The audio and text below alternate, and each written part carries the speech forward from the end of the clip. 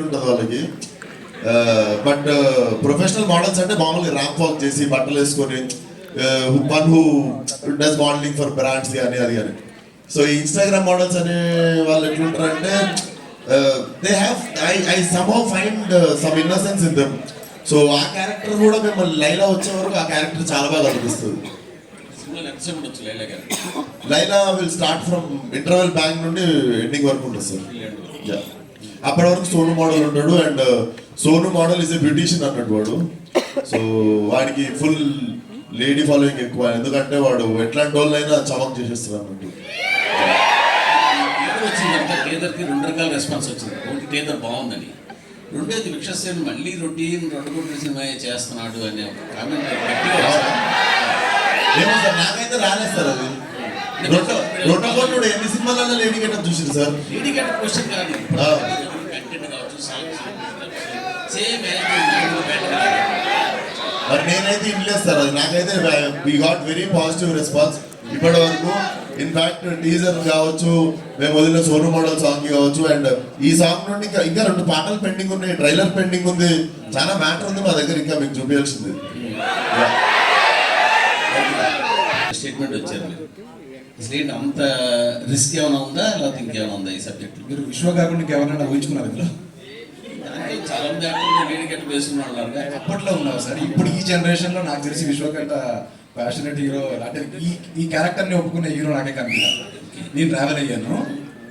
Subject లో risk ఏంటి? సావు గారు ఎగ్జిక్యూషన్ సార్. సబ్జెక్ట్ లో ఉన్న రిస్క్ కాదు, ఎగ్జిక్యూషన్ లో ఉన్న రిస్క్. ఇప్పుడు ఒక హీరోని అమ్మాయిలాగా చూపించాలంటే అది నమ్మశక్యంగా ఉండాలి. కాబట్టి ఆ ఎగ్జిక్యూషన్ ప్రాపర్ గా జరిగితేనే ఈ కథ ప్రాపర్ గా ప్రెజెంట్ చేయడం జరుగుతుంది. సో దానికోసం మేము తీసుకున్న జాగ్రత్తలు కొన్ని ఉన్నాయి. అండ్ బాంబే నుంచి మనం మంచి బ్యూటిషియన్ తెప్పించాము. సో అది ప్రాపర్ గా చేయగలిగింది. సావు గారు నాకు సపోర్ట్ చేశారు కాబట్టి అది జరిగింది. విశ్వ గారు సార్, ఇందాక మోడల్ కాని మోడల్ చాలా మంది ఇన్స్టాగ్రామ్ లో ఊహించుకుంటారంటే ఎందుకో సడన్ గా మీ డిజిటల్ లో క్యారెక్టర్ గా కనిపించింది నాకు. ఆయన కూడా ఏదో బ్రాండ్స్ ఇవి కొంచెం ఎక్కువగా ఊహించుకుంటాడు కదా, కొంచెం అలా ఏదైనా ఉంటుందా? కొంచెం అంటే ఇమాజినరీగా కొంచెం ఎక్కువ ఊహించుకునే, అక్కడ డీజే అంత టాలెంట్ లేకపోయినా బాగా ఎక్కువ ఊహించుకోవడం. లేదు సార్, ఈజ్ ప్రొఫెషనల్ బ్యూటీషియన్ అన్నట్టు. అంటే మీకు ఎంత ఫన్ నడుస్తున్నా కూడా వాడికి వాళ్ళ మదర్ ఇచ్చిన లాస్ట్ ఎమోషన్ వచ్చేసి ఆ పార్లర్ అనమాట. తన మదర్ మూవీస్లో makeup artist, usually professional makeup artist ఉంటుంది. సో సింగిల్ మదర్ వీడిని పెంచుతుంది అనమాట. So parlour is his last thing, like వాళ్ళ అమ్మ గుర్తుగా లాస్ట్ మిగిలిపోయింది అది. So he wanted to choose అంటే బ్యూటీషియన్ అనేది వాడు ప్రొఫెషన్గా చూస్ చేసుకుంటాడు. So is a professional beautician. అది ఇంకా వాడు ఏ పరిస్థితుల్లో వాడి మీద వేసుకోవాల్సి వచ్చింది అనేది సినిమా. అంటే లేడీ గెటప్ లో బాగా జీవించేసినట్టు మన బాలకృష్ణ గారు కూడా అప్పుకోలేక ముద్దు పెట్టేశారు. మీకు ఎట్లా అనిపించింది సార్ అమ్మాయి లైలా? మీరు ఏం చేసినా బాగా చేస్తారు.